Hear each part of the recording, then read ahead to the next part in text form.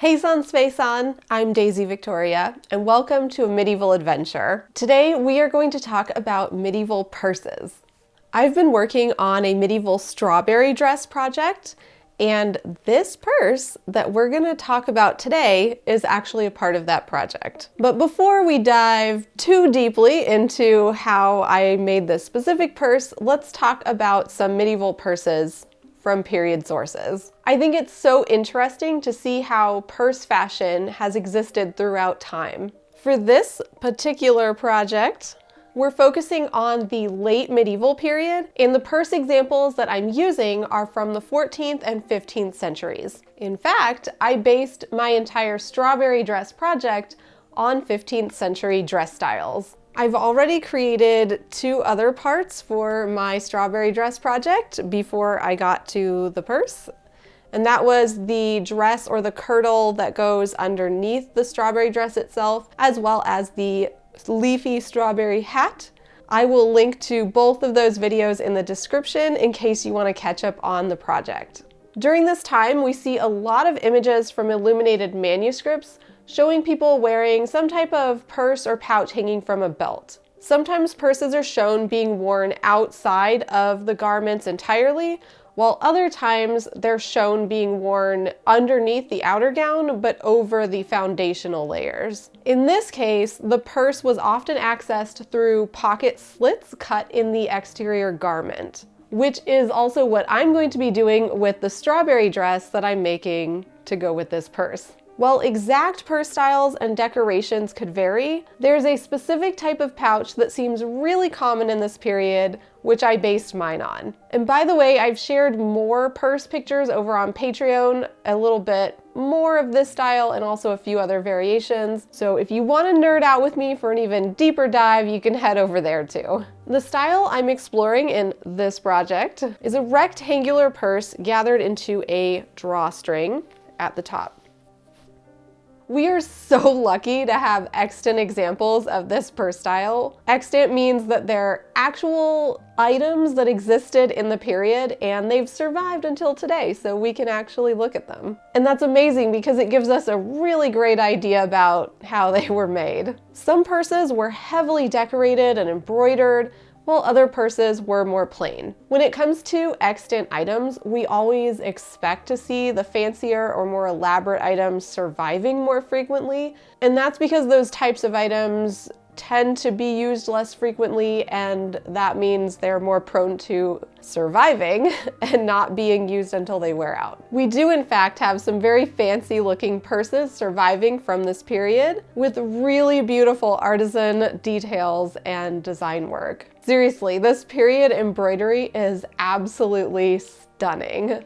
Tassels were really common with this purse style. We often see tassels hanging from the lower edge of the purse and sometimes also on the ends of the drawstrings. The drawstrings on these pouches were threaded through a series of bound eyelet holes along the top edge of the purse. In addition to the drawstring, these purses also have a long cord attached to the top, which allows the pouch to hang from a belt. This pouch style is really nice and useful, and in my experience, I find it pretty straightforward to make and very easy to wear. So let's make one. If you would like a PDF tutorial and written instructions for this project, I do have that available on my website. I digitized the pattern for the purse itself, which as you'll see is a rectangle, but if you want to have something to print out for your convenience, it's also there as part of the instructions. In designing my purse, I made sure it would be large enough to hold my cell phone and a few other things. I cut 2 rectangular pieces of my fabric, one for the front and one for the back of the purse. And since I'm using this lightly plaid wool fabric, I also centered my pieces so that the pattern looked really good.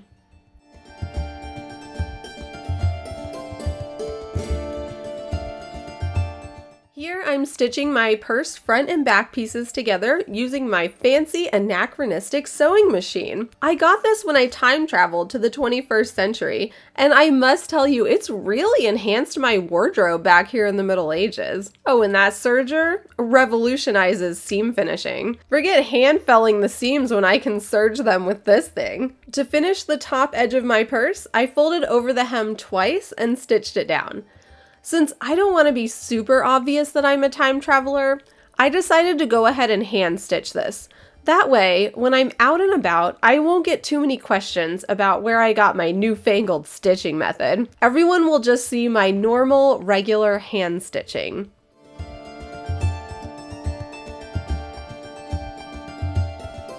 Period sources for these bags show eyelets along the top edge of the purse. I ended up doing 8 eyelets per side, so 16 total. I'm doing my eyelets by hand here, using an awl to create the hole, and then DMC embroidery thread to whip stitch around the opening. I do have a more in-depth video on how I do these eyelets, which I will link in the description. I really like the look of hand-bound eyelets, and even if everyone is not absolutely perfect, I think that touch of hand finishing and slight imperfections really gives a garment character. And of course, since there is no machine stitching in these, my time traveling secret is still safe from the outside.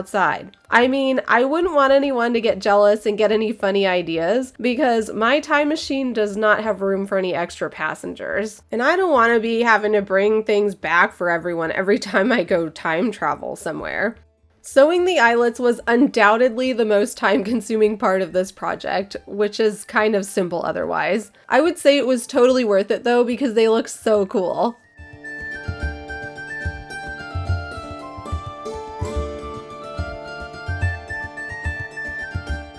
I'm using a single layer of fabric here because it seems quite substantial, but you can also line your pouch.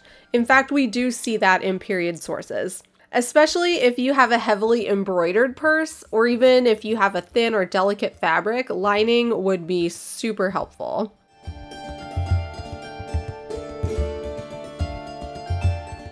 Next, we're going to need some cord for the drawstrings and for the top piece that attaches to the belt. I decided to make finger loop cord, yay! Apparently, this is my favorite type of cord since I make so much of it. I did a video showing how I made the cord for my ruffled kirtle, and it's the same method, just that cord was pink and this one is green. You know, since strawberries have green leaves. The reason my purse is red is because it is a strawberry, and strawberries are red. This is actually a piece of the fabric I'm using for the strawberry gown as well, so stay tuned to see how that turns out eventually. Here I'm threading my cord through the eyelets in the purse. There are 2 drawstring cords for this design, so one ends on each side of the bag.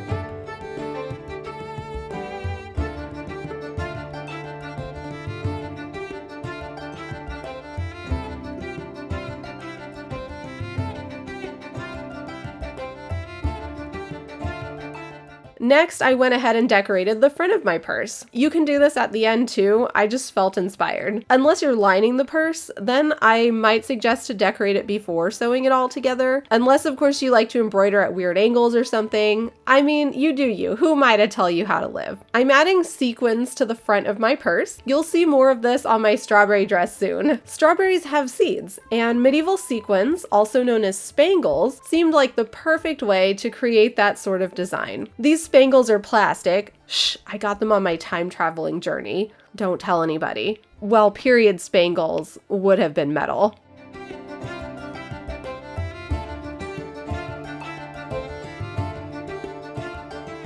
Next, it's time for tassels. I made my tassels by wrapping several colors of DMC embroidery thread around a piece of cardboard, and then I tied them around the top, cut all the loops, and then I tied the tassels around the middle.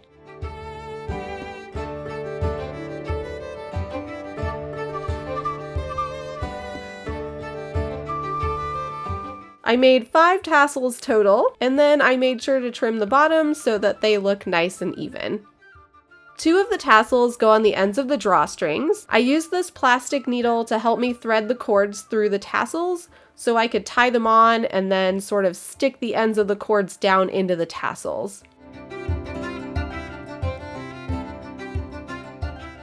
The other 3 tassels were sewn onto the bottom of the purse, and then I made another cord for the top, also finger loop cord. This is the cord that allows me to hang the purse from my belt.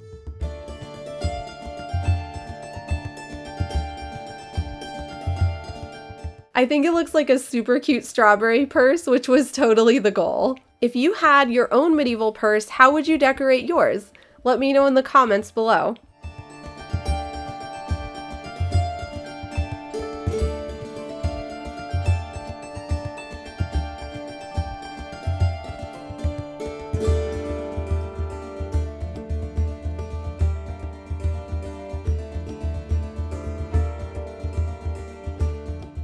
If you want the PDF tutorial with written instructions, you can find that on my website, and a little bit more about the project on Patreon. Now, if you make your own medieval purse, I would love to see it.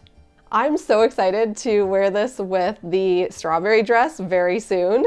I've been a bit delayed on the entire strawberry dress project as a whole, just due to life, etc. But since there isn't really a deadline, you know, it's totally fine.